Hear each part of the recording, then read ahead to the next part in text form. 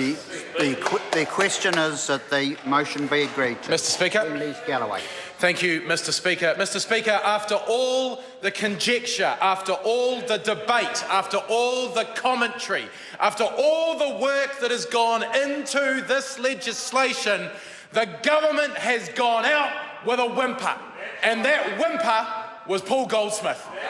Mr. Speaker, it is of no surprise at all that the government has put up that junior minister to come and read out a speech prepared for him at the third reading of this speech, because in the hands of Michael Woodhouse, the Health and Safety Reform Bill has gone from being a once-in-a-generation opportunity to rectify New Zealand's appalling rate of death and injuries at work to being a debacle, a farce, a shambles, and an embarrassment for the government. Before the minister got his hands on this bill, before the national MPs on the Select Committee got their hands on this bill, it was a good piece of legislation. It was based on evidence. It was based on international best practice. It was based on the recommendations of the Royal Commission into the tragedy at Pike River. It was based on the recommendations of the government's own independent task force on health and safety, and it was based on the Australian health and safety law, which has been working well for 10 years. It was based on things that work. It contained things that work. It was a piece of legislation that could have led the culture change that New Zealand so desperately needs.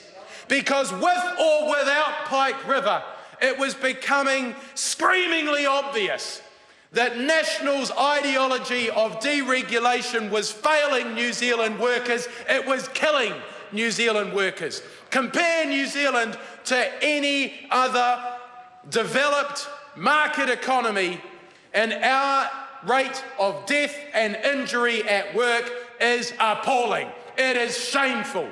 And that is why the government had to act.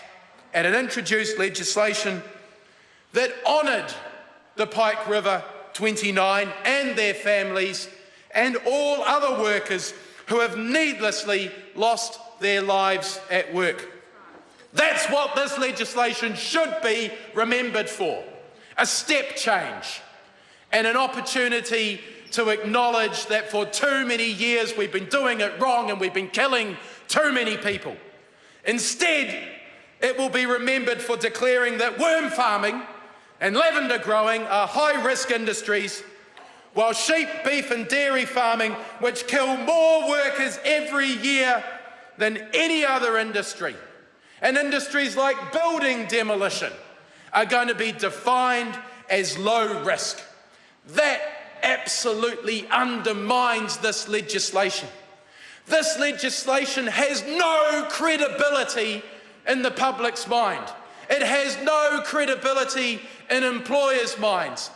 People are utterly confused about what this legislation will do because the government's messaging has been muddled. It's had its own MPs out there fear-mongering about what the impacts on business would do. People like Maurice Williamson, people like Judith Collins, people like Chester Burrows have gone out into the public and actively undermined this legislation and actively undermined Michael Woodhouse. And so employers and the public have no faith in this legislation. The government has done an appalling job of working with employers to understand the implications of this bill on them. And that is a result of rampant fear-mongering from the government. And that's why we've got schools saying they're going to rip up their playgrounds and they're going to stop sending their children on school camps because this government has failed to get alongside employers and help them to understand what this legislation is all about. And what they've done instead is they have gutted some of the most important provisions in this legislation. And so we know why. And the numbers that we released today tell us quite clearly what this is about. Because if there had just been 5 more serious injuries on farms per year, then farming would have been defined as high risk. In other words, when the minister went looking where he should draw the line about what was a high-risk industry and a low-risk industry, he drew it in just the right place to exclude farming. Because, sorry? Indeed, farms do underreport. So we know WorkSafe has told us repeatedly that the rate of injuries on farm is dramatically underreported. And so actually, if we knew the true figures, farming would clearly be high risk. There is no need for this ludicrous definition of what is a high risk and what is a low risk industry. This is a fix from the National Party that have been bent over by the farming lobby. They should never have had to include this. The simple answer is, let every worker in New Zealand, let every worker have access to health and safety representatives if they want them. There is nothing onerous about this for businesses. If small businesses have good health and safety systems, if they're working with their employees, if they have regular conversations about health and safety, it's highly unlikely that those workers and those businesses are going to put their hands up and ask for health and safety reps. But so what if they do? Because having a health and safety representative is not an onerous thing. A health and safety representative is not someone in a high-vis vest with a clipboard, like some on the National Party would like to believe. A health and safety representative is a worker who has specific mandated responsibilities for health and safety. Their everyday job is to be an employee or a worker in that business, doing that business, knowing it inside out, knowing what the risks are and being able to identify those and to work with their employer to improve the health and safety systems in their workplace. What is so onerous about that? Why is it that this became the flashpoint for this legislation?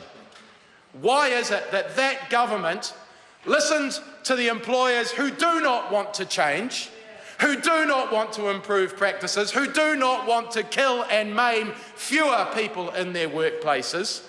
Why did they listen to them? Why has this become the flashpoint for this legislation? And why has the National Party and the Minister, Michael Woodhouse, allowed this legislation to be so undermined over such a ridiculous issue?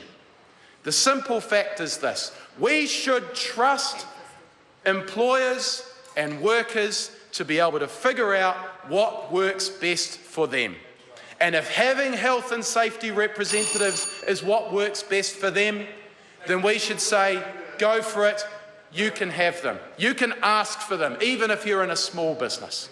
But instead, that choice has been taken away from people working in small businesses by the so-called party of choice, the National Party, because they don't get it.